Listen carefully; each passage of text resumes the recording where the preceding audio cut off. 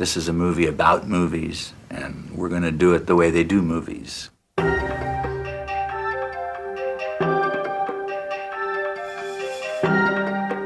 Player was quite unusual, the structure of it, and I think it's very good. I think it's a terrific structure because the film actually, it's like a snail. It kind of turns into itself and becomes itself. The ending of The Player, the guy's getting the pitch in the car for the film, that is the film you just saw. So the mirrors start reflecting each other. And I just always try to put anything into a film that reflects the attitudes and the things of that film. It's as if that film were in its own universe, and anything that's applicable to that floats around inside of that and helps to amplify it, so that you're going away from that with an impression of a whole experience. We and the other major film studios have a responsibility to the public to maintain the art of motion pictures as our primary mandate. Movies are art. I didn't know Tim Robbins except that I had cast him in Shortcuts, and I liked him very much. I think he's a very interesting actor. And when this came up, Tim immediately came to my mind, and I called him, and he had read it, and he wanted to do it. He really wanted to do it. He said, I know how to do this. And I believed him. So that kind of eliminated me thinking about any other actors for it. Angelica, Griffin Mills. Oh, hi. Griffin? Griffin. Malcolm McDowell. Hi, how are you? Hi, Bert. Griffin Mill. Hi, Griffin. Good to see you. Griffin, nice to Hi, see you. Charles. How are you? Bye-bye. Asshole. He's manipulative and son of a bitch and smooth, and he's an operator, and I never played anyone like that, and it was a good opportunity to find my swarmy side. Yes. My idea about June was that she was somebody that Griffin made up. It's as if Griffin in his mind invented her. She's the perfect woman. She's sexy as hell, and she doesn't have any demands whatsoever. I wanted her to be foreign because I wanted her to be an alien. I wanted the idea that she was not a part of Hollywood. She didn't know anything about these people. She wasn't even interested. She didn't care about movies. She didn't go to movies. She'd never seen a movie. Iceland, I forget how that came up, but I settled on that because it seemed kind of unusual. And then it played in also to this thing about her being the Ice Queen, and it set up a mystery thing. And then we made it in the painting that she did, that it was all based on ice and IC, ICE, IC, and all those puns. And You know what you are, June, whatever your name is? You're a pragmatic anarchist. Is that what I am? That's what you are. I never was sure. Oh, it's heavy. Ooh. 37 ounces. Really? Oh, look.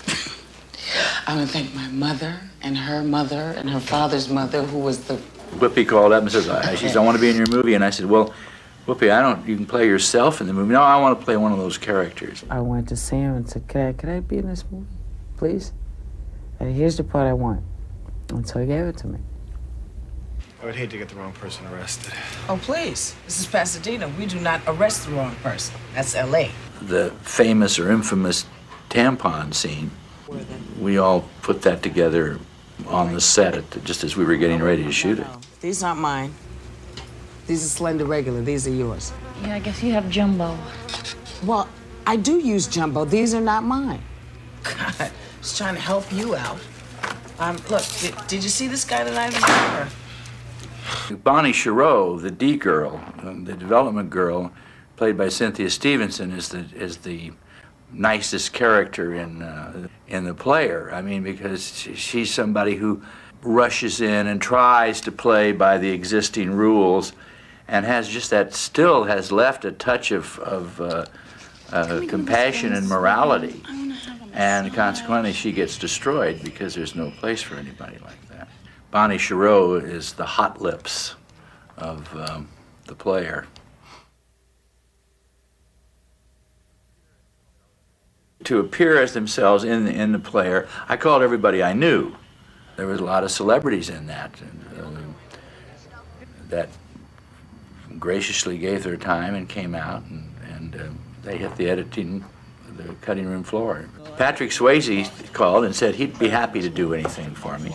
Better than? Yeah, I think so. Well, I mean, they're because different. I wouldn't call them yeah, better because they usually just can get inside and bang. Oh my God, it speaks. I could reach here. See, here I am, Maybe man. that's what's the What are matter. you saying? No, he's really just. Jeff Daniels I'd worked with before, and that was terrible because I had to cut them out. Opening of the new San Francisco show at the Dubin Gallery. Whoa, whoa, whoa, whoa, whoa. Oh, sorry. Oh, hi, Jeff. Hey. Dailies look great. Good, thanks. Hey. Kind of jumpy, aren't you? Larry Levy. Must be a coffee. You should stop sneaking up on me. I wouldn't be so jumpy. It's a good thing Susan Avery wasn't here to see you jump like that. That's just the sort of behavior that could make her change her mind and take you downtown for a little chat. Good thing she does not really think to work around here. God damn it, what's going on? I'm sorry, Walter. Meaning that conventional wisdom has it that hotshot young studio executives don't hang around theater lobbies waiting for writers. It's the old joke about the Polish starlet. Came to Hollywood and fucked a writer. Listen, speaking of gross points, I got something I'd like you to take a look at. It's called Appealing Desire. Yeah? It's a love story between a man and a woman. And That's I mean, that hasn't been done. what am I trying to? A man. It's got a lot of interesting twists and turns, but I think it's something you might be interested in. Sure. Yeah, we'll talk this out. It's like your wacky aunt that's gonna come and make everyone. So let's play, huh? Hillcrest. Hillcrest. Okay. That scene, the Columbia Bar and Grill, we took him into an inn place, and they were all table hopping. Both of them were table hopping, and when every table had some celebrity of some sort or another at it. So that was part of it, to give an idea of what goes on at lunch. Lunch is a very important time. How are you? What do you got this loose? I got The Midnight Club, which is the best screenplay I've ever read. Bet it is. What's it cost? Be $12 million. All in? All in. Above? $6 million. Below? 6. What do you got? Well, we're going for Schwarzenegger. Oh, you're talking 20, 30 million. But do you care? What's the accumulated? 125,000. Just negative pickup? Yep. Sounds good. Where you been with it? Nowhere. It's virginal. No Virginal? fingerprints No on the fingerprints? script. Absolutely not. All right, let me have a read. It's on its way to your table as we speak.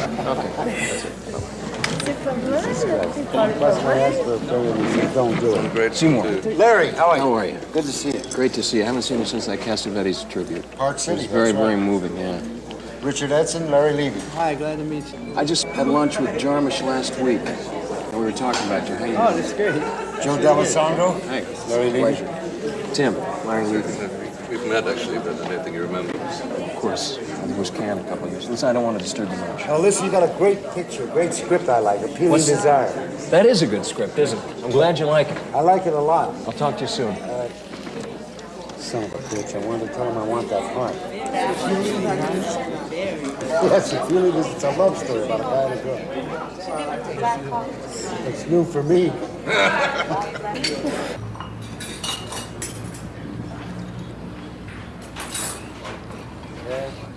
Hi, how are you, sir? Levis is a great guy. Bar. Certainly. A real legend. And he's in your corner. There's no doubt about that.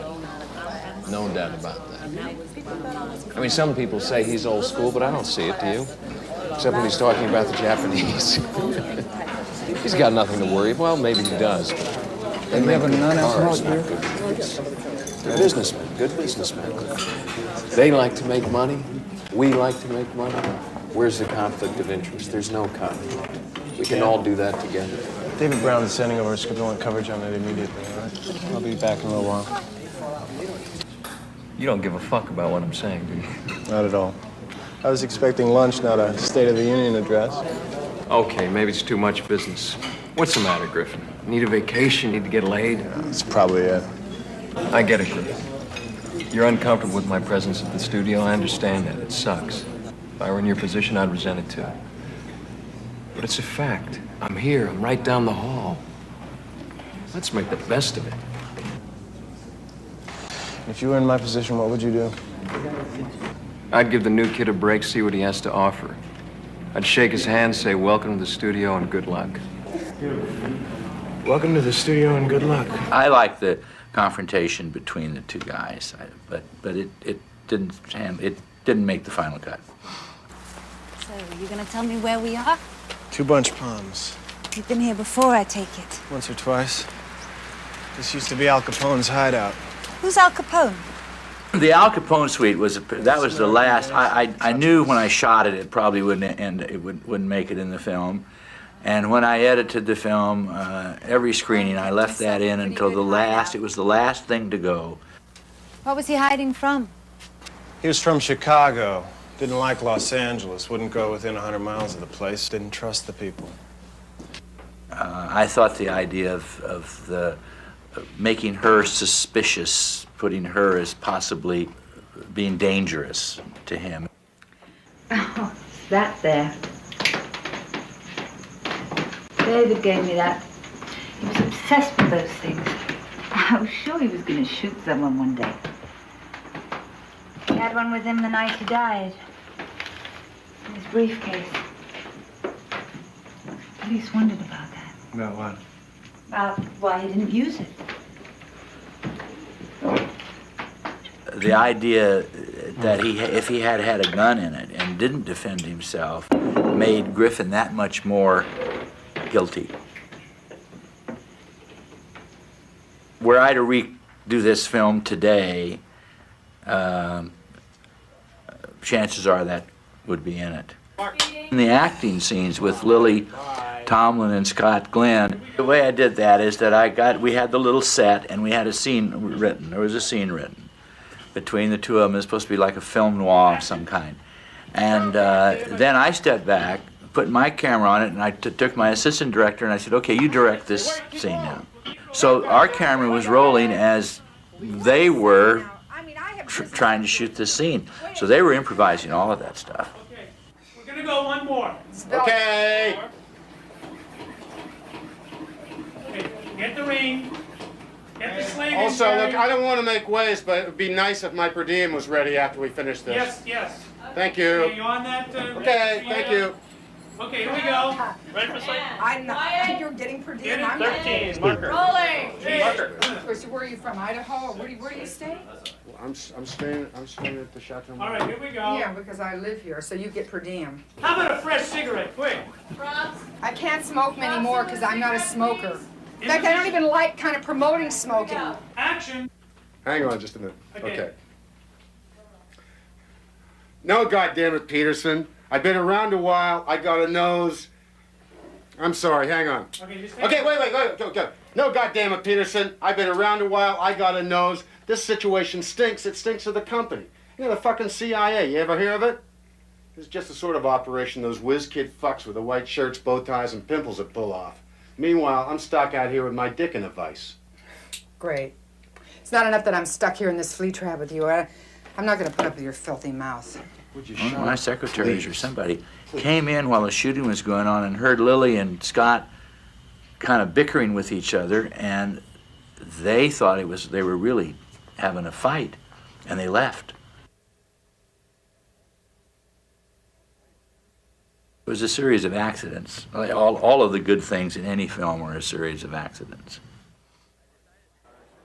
I decided to have the party a black and white party for I don't know what reason, just for I thought visually it would be interesting.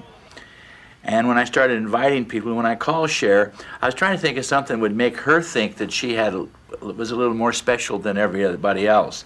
And it just occurred to me at the time, and I said, but I want you to wear red, but I don't want anybody to know about it. But it's almost like you did it on purpose to stand out in that crowd. So she did it. But what I didn't know is that Cher never wears red. You know, most people in Hollywood have taken the attitude that this is all some big thing about them and all this, and it's a big satire on them. It isn't. It's using Hollywood as a metaphor. Can we talk about something other than Hollywood for a change? Yeah. Yes. We're educated people. Sure.